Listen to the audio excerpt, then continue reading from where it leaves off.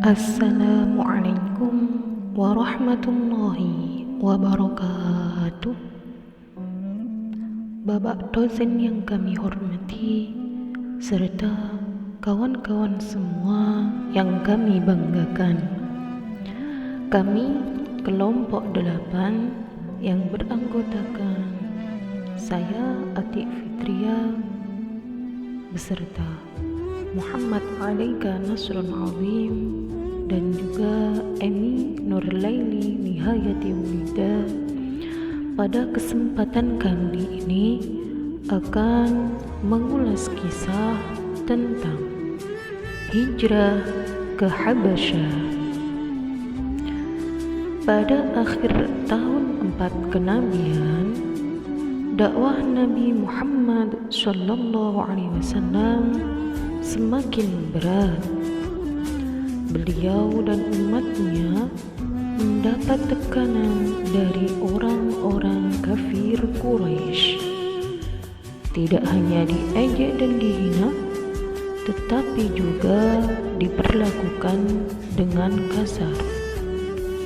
Semakin hari, perbuatan orang-orang kafir Quraisy semakin keji.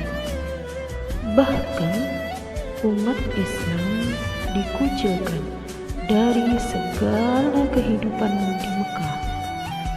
Mereka juga melakukan pemboikotan ekonomi terhadap Nabi Muhammad beserta para pengikut-pengikutnya. Maka Nabi pun memerintahkan para sahabat beserta para pengikut-pengikutnya untuk berhijrah ke negeri Habasyah. Habasyah atau Abyssinia adalah salah satu daerah di Afrika Timur dan sekarang lebih dikenal dengan negara Ethiopia. Adapun alasan Rasulullah SAW memerintahkan para sahabat dan pengikutnya untuk berhijrah ke Habasyah, yaitu karena negeri Habasyah merupakan tempat yang prospektif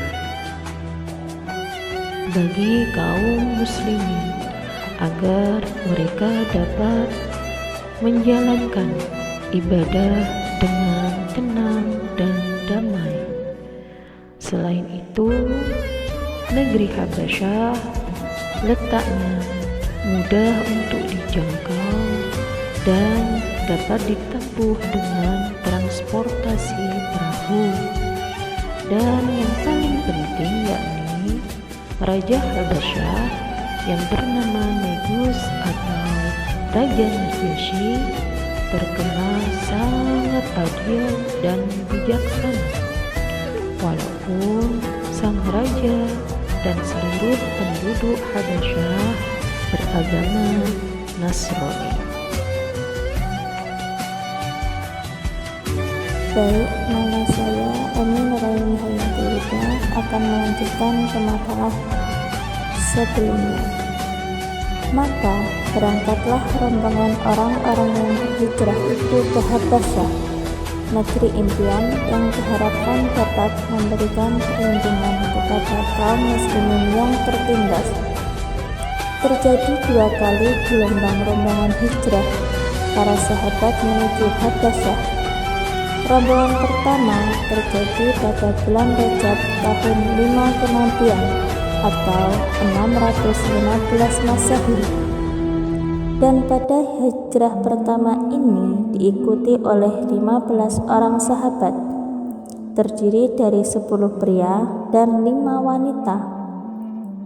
Rombongan itu dipimpin oleh Utsman bin Affan beserta istri beliau, Ruqayyah binti Rasulillah, putri Nabi Muhammad SAW. Turut pula dalam rombongan tersebut Ummu Salamah yang kelak akan dinikahi Rasulullah SAW. Meskipun berangkat sembunyi-sembunyi pada malam hari, gerakan kaum muslimin terendus orang-orang kafir Quraisy. Orang-orang kafir Quraisy mengejar kaum muslimin yang hendak hijrah hingga di pantai. Namun, orang-orang kafir Quraisy telah terlambat karena kaum muslimin telah menaiki kapal. Sampai di Habasyah, mereka diperlakukan dengan baik oleh Raja Najasyi. Kemudian ditempatkan di Negus yang terletak di sebelah utara Provinsi Tigray, wilayah yang kemudian menjadi pusat penyebaran Islam di Habasyah. 3 bulan di negara Habasyah, terdengar bahwa kafir Quraisy telah ditaklukkan oleh Nabi Muhammad.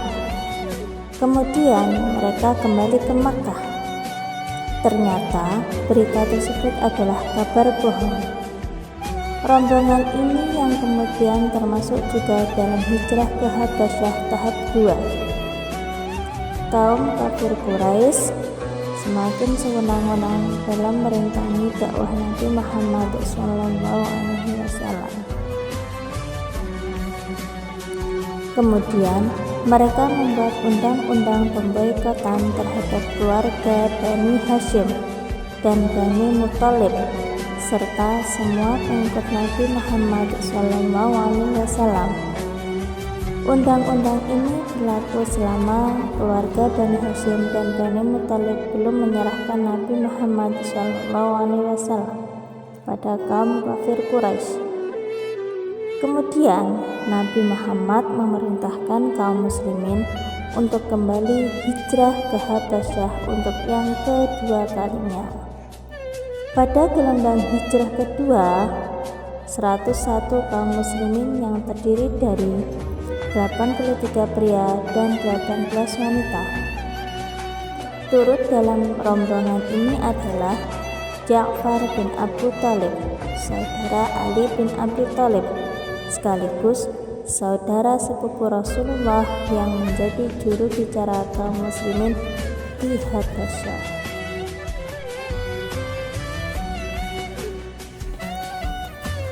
Kaum kafir Quraisy tidak membiarkan kaum muslim mendapatkan ketentraman di negeri Habasyah. Kaum kafir Quraisy khawatir jika Islam akan berkembang di Habasyah dan mempersulit kondisi dan posisi perdagangan Makkah. Maka diutuslah 2 orang yang dianggap paling cerdas dan fasih bicaranya di kalangan kaum kafir Quraisy.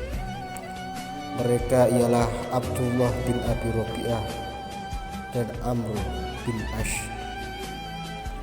Mereka mengumpulkan hadiah sebanyak-banyaknya untuk menyuap Raja Najasyi dan menginginkan sang raja mengusir kaum muslimin dari negerinya.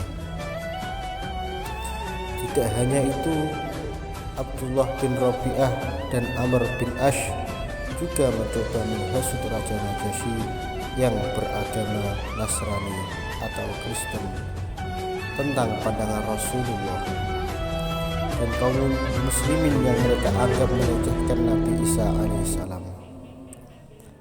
Pada awalnya, semua pendeta dan Raja Najasyi merasa berang mendengar hal tersebut.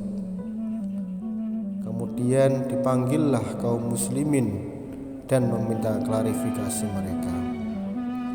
Tampillah seorang Ja'far bin Abu Thalib mematahkan tuduhan dari Abdullah bin Abi Rabi'ah dan Amr bin Ash terkait Nabi Isa alaihissalam. Ja'far pun membacakan Quran surat Maryam ayat 16 sampai ayat 24. Belumlah selesai kalam Allah yang berisi kisah Maryam tersebut, Raja Najasyi meminta Ja'far bin Abu Thalib untuk berhenti. Seluruh pendeta yang hadir di istana dan Raja Najasyi sendiri menangis sesenggukan demi mendengar ayat-ayat tersebut. Raja dan seluruh pendeta tak kuasa menahan haru dan bersumpah bahwa yang dibaca oleh Ja'far bin Abi Thalib adalah benar-benar firman Allah. Raja Najasyi berdiri dari singgasana beliau, lalu meminta kepada prajuritnya untuk mengembalikan semua hadiah dan meminta Abdullah bin Rabi'ah dan Amr bin Ash kembali dengan membawa pulang hadiah yang mereka bawa, dan mengatakan kepada kaum muslimin bahwa mereka boleh tinggal di negeri Habsyah selama kaum muslimin suka dan akan mendapatkan perlindungan langsung dari Raja Najasyi. Kembalilah para utusan tersebut dengan tangan hamba tanpa membawa keberhasilan misi mereka untuk membawa pulang kaum muslimin ke Mekah. Mereka juga mendapat malu karena hadiah yang diberikan kepada Raja Najasyi pun dikembalikan. Sementara itu kaum muslimin tetap diizinkan tinggal di Habsyah dan tetap mendapatkan perlindungan dari Raja Najasyi. Setelah beberapa lama, kaum muslimin tinggal di Habsyah, sebagian dari mereka pun pulang ke Makkah, dan sebagian lagi ada yang tetap tinggal di Habsyah sampai tahun ke-7 Nabi. Demikianlah cerita dari kami kelompok 8 tentang hijrah ke Habsyah. Assalamualaikum warahmatullahi wabarakatuh.